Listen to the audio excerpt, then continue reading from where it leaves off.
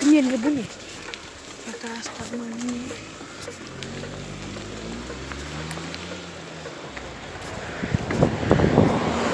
Băi, nene, băi!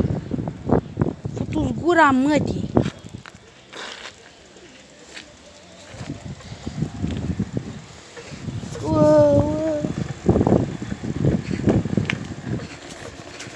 Stați că vine nebun.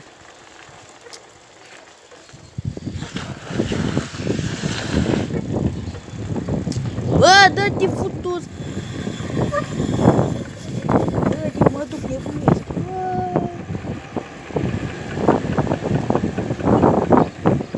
Futu ca prostul.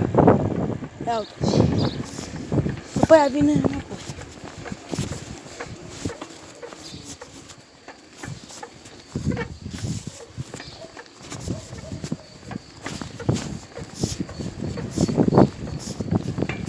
Stați că mă duc nebunesc.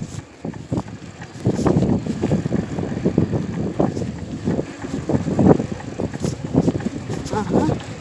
Deci o să mă chemi biciclistul, da? Super Bike Zone, da? Nu uitați să vă abonați. Sănătate și mâna. Dă-te, măi, în măta. Auzi.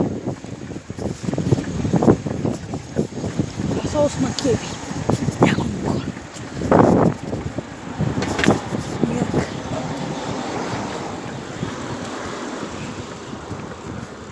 E profesoara mea cu la mâini.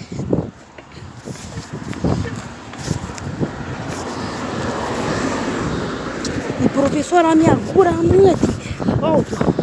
Da, doamnă, bună ziua. Ha?